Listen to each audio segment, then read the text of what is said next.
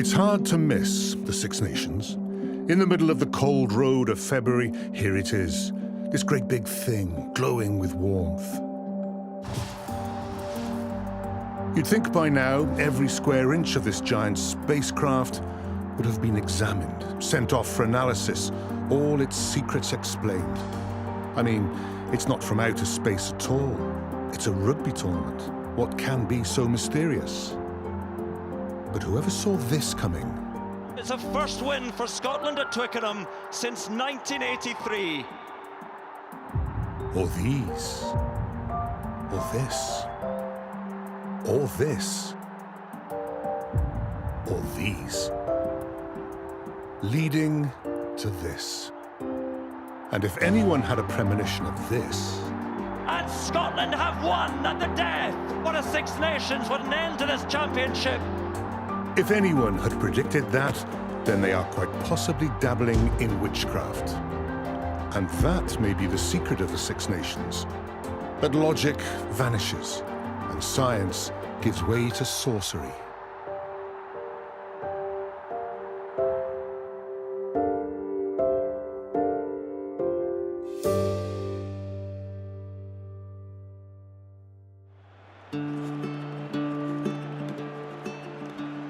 What is it that moves us so? Is it the making of legends?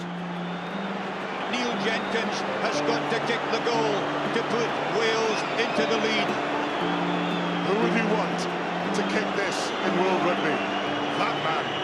This will lift the roof. Has he stuck it over? And indeed he has. And then sharing the knowledge, passing on the wisdom, so that others may follow. Jigs, how are you? How are the knees? You can see I'm struggling a little bit there, if I'm honest. But limping down together. I'm all right. I'm enjoying it, if I'm truthful. So I know I'm getting older. I know I'm getting on a bit, but I enjoy it. And obviously, you know, coming out to Six Nations is a pretty special time. So I'm certainly looking forward to a tough game to start. That's for sure. Is kicking a rugby ball a purely mechanical exercise, or how much is up there? There's a bit of both in there. There's no doubt in that. I think you need to be good technically. There's no doubt in that. But I think when you play at this level, your temperament is huge. Because you don't say much to when you're you're pretty close to them, aren't you? Yeah, we are. There might be something said if it's on a given day if something's not quite right. But no, generally, you know, I think it's just, you know, do what they do. They do it day in, day out. They practice for hours on end.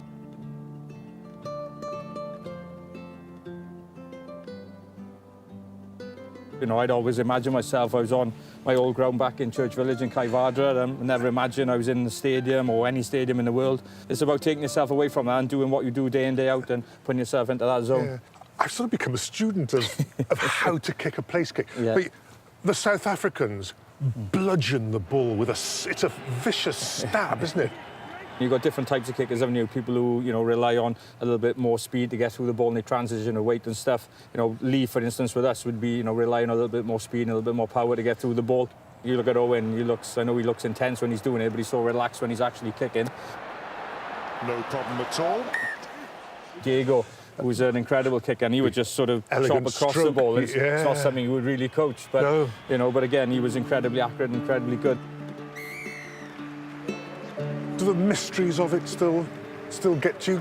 You know, you can sort of, right, logic, but you just don't know how things are going to work out sometimes, do you? You don't. I've been around a long time and obviously had some fantastic days and some low ones as well. But you know, the magic of the Six Nations and the Five Nations when we played is pretty special, and it's the best time of year for me, if you like, with rugby. Whatever you think of it, something unexpected, something mysterious will happen. Do you think it tends to, doesn't it? I think that, you know, if I'm brutally honest, we won it last year, but probably the odds of us winning it last year were very slim, I would have said. So, you know, it's an incredible tournament, and you just never know, do you?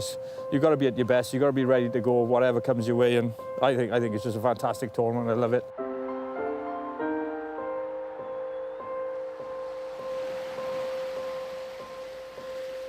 On the trail of another to have gone from player to coach, on the shoreline of Dublin Bay, maybe we'll catch him, looking towards his homeland across the Irish Sea, looking back in time, perhaps. Stephen Jones to Robin McBride, and is absolutely clear for the Connecty Hunter. 37 caps for Wales, Grand Slam winner as a player in '05. And as assistant coach to Warren Gatland, 3 more Grand Slams. Robin McBride is now the forwards coach of Irish province Leinster, in the business of passing on what he knows. A Welshman abroad, giving, but also absorbing, gathering new information in order to, and here's a question, do what, I wonder? No pressure, but have you thought about coming home? I've thought about it, but I'm not going to run away yet. I mean, I've got unfinished business here, you know. But that's I mean, good, Leinster, isn't it? yeah, I mean, Leinster measure themselves on their success in Europe, you know. Yeah. 7 of the starting forwards that beat the All Blacks came from Leinster. Yeah. I'm not going to run away from those type of players. I mean, it's a dream, really. When you look at the front row forwards that I've got there, experienced front row forwards, international experience, good players with good coaches, Eddie. You know, so you want to go somewhere where you got good players, you know. We're doing one thing at the Leinster at the moment. I hope they don't mind me saying it, but a player will give a presentation. It's only a quick presentation about what makes them tick, what drives them on, and he gives you an insight into what motivates them. You know, Yeah. you got your Johnny Sextons, you got your Tide Furlongs. It's great for me to have that, be on the inside looking at that. Ireland are on a big high at the moment. Yeah. Beating the All Blacks at that level. Yeah. Leinster are a force in Europe and have been for a decade now. More. Whereas the game in Wales, is it eroding a little bit? I'm generalising a little bit, but the Welsh players, they don't shy away from hard work. They will get it, they will just get on with it. They don't ask a lot of questions, generally. You know, they'll just get on with it. From an Irish perspective, they don't work as hard as the Welsh boys. I haven't seen that level of fitness in them. I'm generalising now. Yeah. However, the work that they do and the study that they do, and the rugby intelligence and the amount of meetings, the length of meetings, the attention to detail. So there's 2 different approaches. As a coach is interested in the people he's dealing with, in general, and I don't want to talk about too many generalities, but the Welsh rugby player might be a little bit more introverted than the Irish player who's come through the private school system, played a lot of important schools games, and now he's a professional. Is there a difference? There's a difference, yeah. I mean, there's a big difference in the background, isn't there, of the 2 countries. I'm going a little bit deeper now, but the background of the valleys in Wales and, you know, the unemployment, and you're talking about... so that's got to come to the fore at some stage, you know, because I think the identity is a big thing. If you've got the identity and what you stand for, then that will motivate you as a player as well. A full change of identity. From the far side of the Irish Sea to the heart of England. And a Frenchman in his Oxfordshire manoir. Meet Raymond Blanc.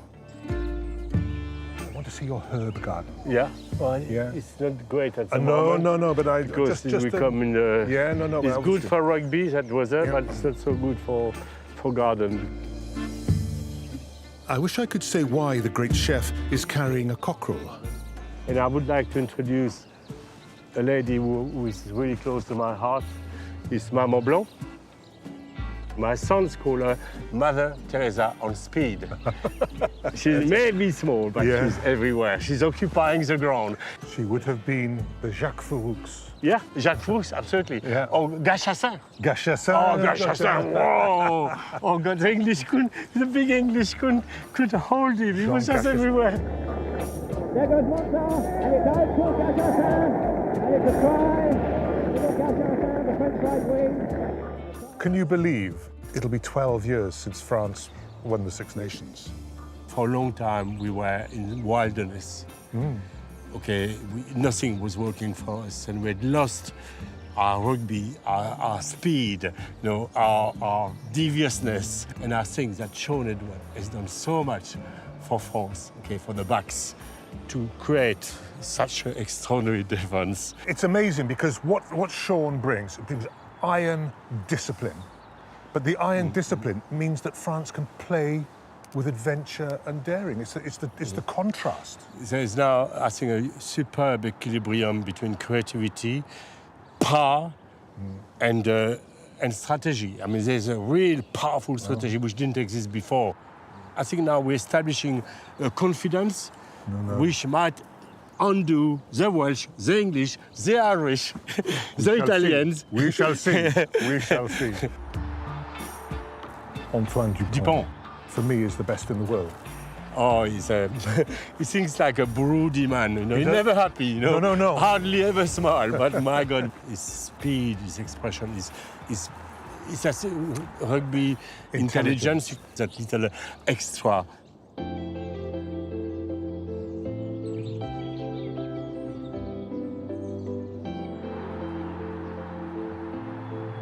We all look forward to it. I think I've got a bit of a problem because I've got two sons. One is a British lover in every way, be it football, rugby, and my other son is so French, okay? So when there is a match of football or rugby, you know, I put the English lover in a little room with bad beer, I lock the door, get on with it. Exactly. No, we love each other. It's just a bit of banter. It's very difficult to navigate between France and England because I love England. England has given me so much, you know, in my career, in the support that I've received from my British friends, okay? And, but yet my heart is so French. You know, you cannot change that. And then when the match is gone, that's it. Hello, my friend, let's have a pint. No, a glass of red wine. You may have the pint. I'll have a beautiful glass of Pinot Noir. To good rugby. To good rugby. To fairness.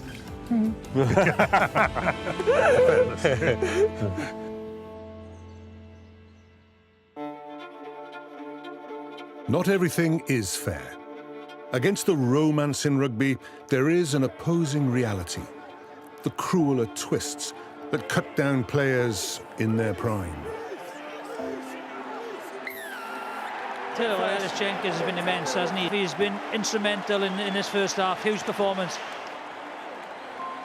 The last 30 seconds against South Africa in 2018, he'd gone for the turnover to win the game and just been rolled awkwardly. Sort of someone's come onto the side of my knee and then I've been hit from the other side and just basically folded sideways over. Yeah, the next thing I know, my knee is not working properly again. And so began the long haul back, week after week, month after month, year after year. 3 full years later, he was back, plunged again into the beautiful fantasy of it all. The best part, other than the rugby, is driving down Westgate Street. The streets are just lined with people all going nuts, you know, banging the side of the bus, screaming, singing. You get off the bus and you're buzzed. To answer the question, how can we be transported, carried so high by this? You have to ask players who have been laid low by their sport.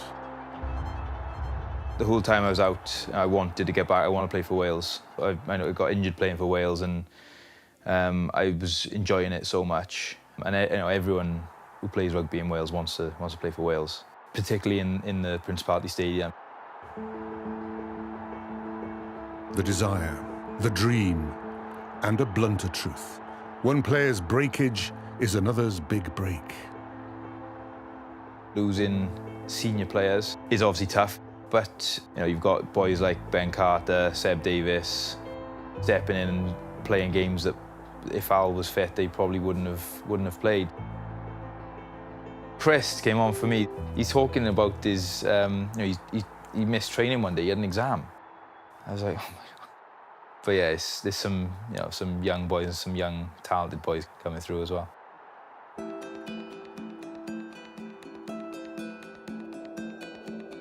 Back on the road, over the bridge and heading south and west to find a player from the far north, to Exeter, ancient city, modern rugby stronghold.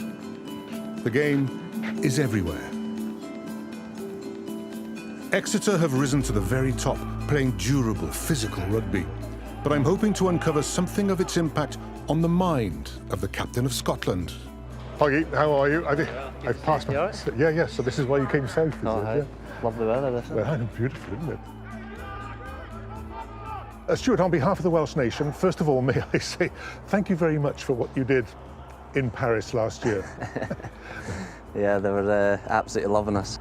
and Scotland have won at the death. The celebrations are here for Scotland. They are in Wales as well.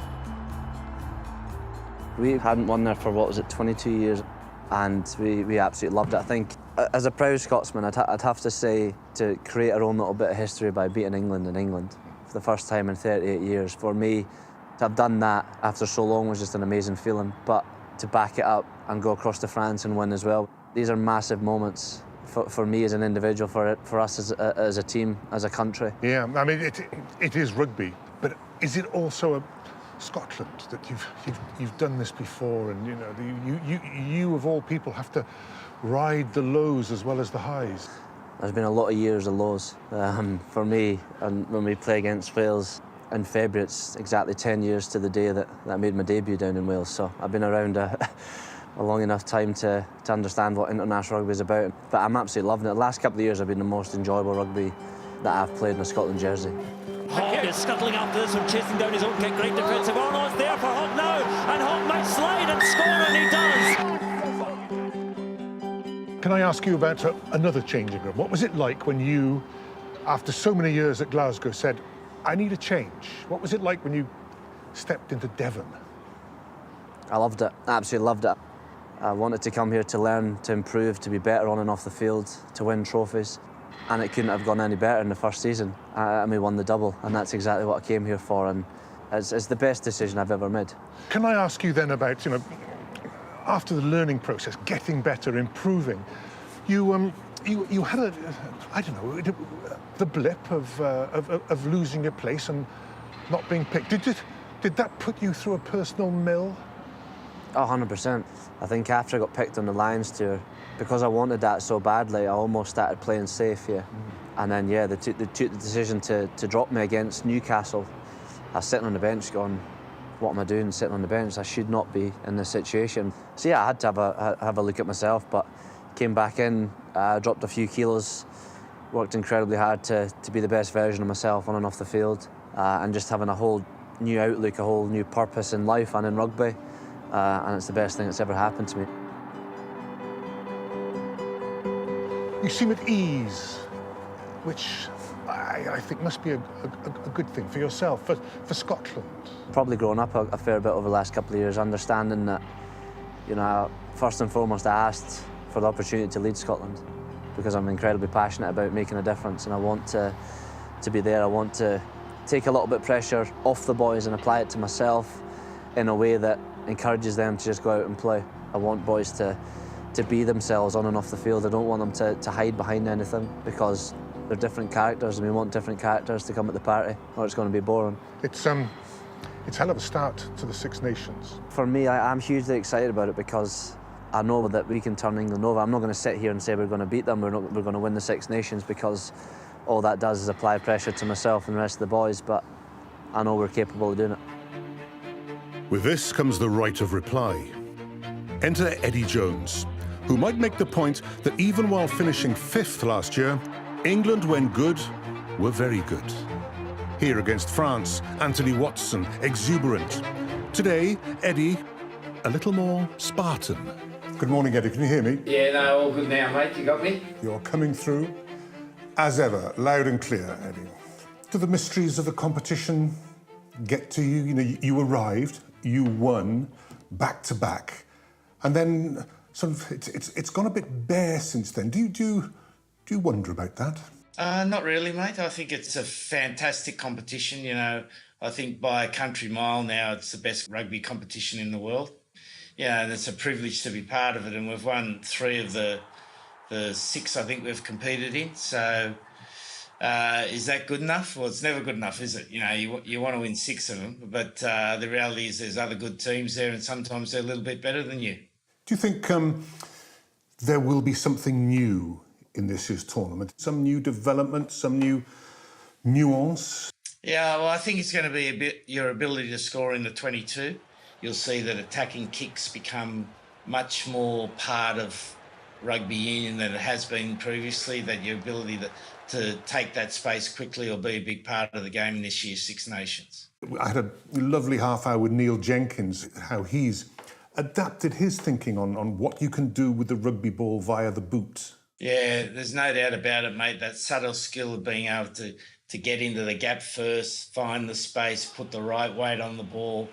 You know, how many times do we see in the game of rugby a great kick, and when you're on, you know, when you're winning, it bounces up for your player. When you're struggling a bit, it tends to bounce the other way. So that's the bit of luck that we're all searching for, mate. I suppose as an Australian, do you get your head around what it means to the Welsh to play against England? I think so, yeah. Having certainly experienced a couple of defeats at the Principality. Yeah, that's one of the great rugby events of the world, isn't it? You know, you've got the Welsh enjoying the fluids of Cardiff before the game. They come in, you can feel the atmosphere rise as you get close to kick-off, and the way they are like a 16th man for their team is outstanding. It's remarkable how many times you hear the players talking about the bus journey now and that rising sense of excitement as you get near. I mean, where do you sit on the bus? Yeah, I usually a bit of that's one of my good luck or habits that I have. I like to sit top right-hand side of the bus behind the bus driver just in case he gets lost. But do you get it too? Or are you sort of thinking, I must remain calm here, I've got to keep myself together? No, I like to take it in. Yeah, but I have a particular ritual on the bus that I follow, but I like to get a feel of what the players are feeling. I usually have a bit of music on. There's a song that I've played ever since I played the game that I listened to a few times on the bus. Which is?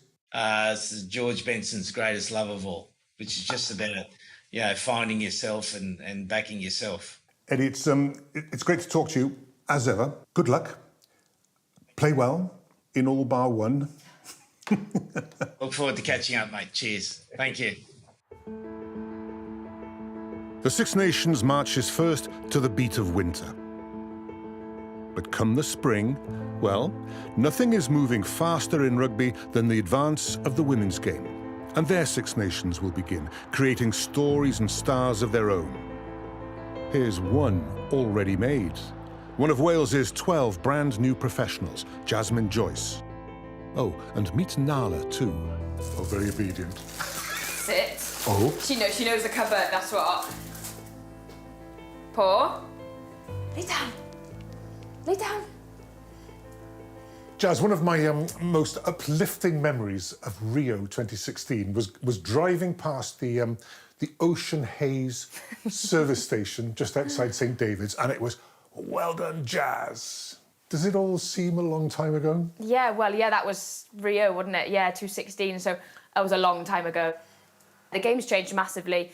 You look at England now and how far they've come, but you also look at us as a nation now, as a Welsh nation. With the first contracts being in place as well, we have the opportunity to be professional rugby players, to become fitter, faster, stronger, better athletes, more skillful. But I think there's going to be a lot of attention, I think, on us now that we are expected to potentially win games, we're expected to become better, and hopefully that'll come with it. Joyce around the outside. They're not going to stop her. What a try!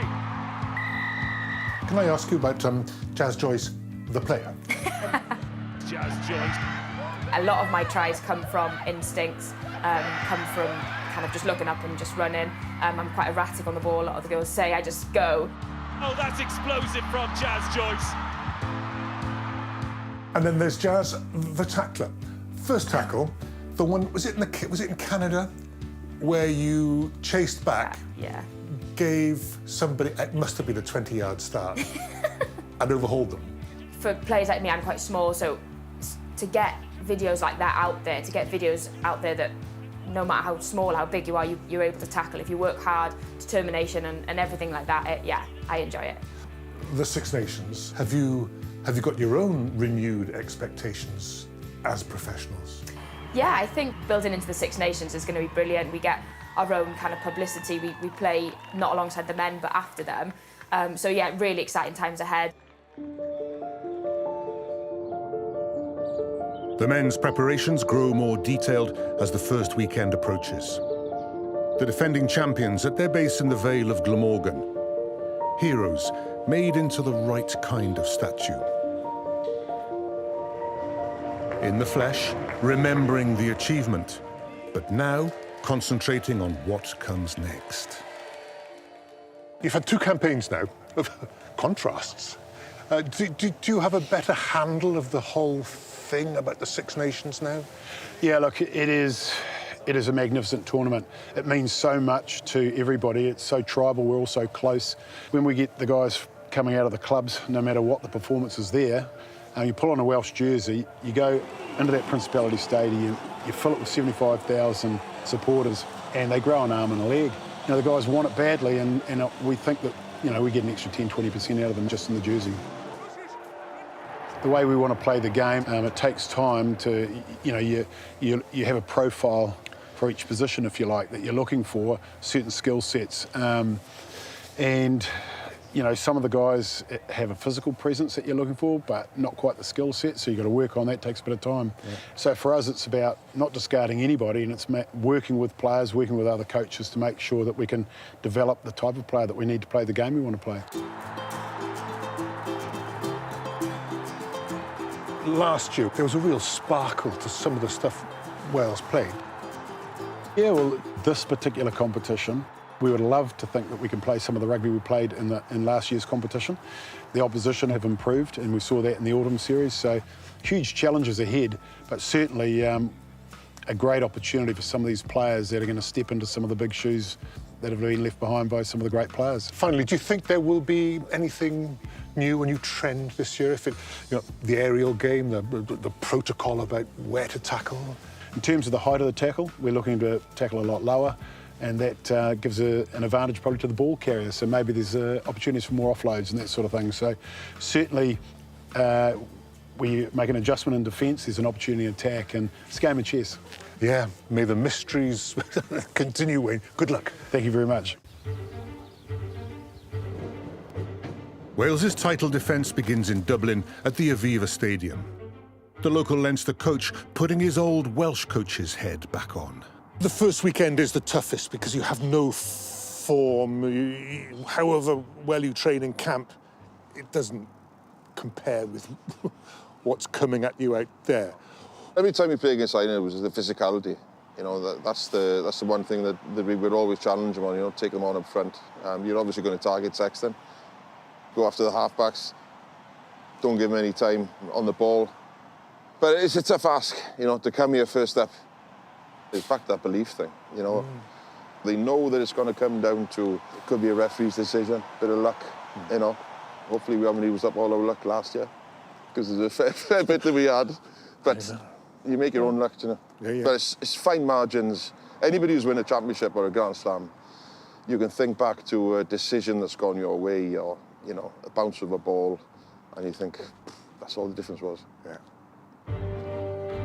Andy Farrell plotting to outwit Wayne Pivac and vice versa. The mind games. You've got really good coaches who live and breathe it. You know, Eddie's another one with England. He'll throw a grenade out there at some stage. Yeah. You know, I know Sean's with France now, but Sean's pretty good at putting something out there as well in the week. There was always a sideshow going on, wasn't there? Now, you know, Wales Island,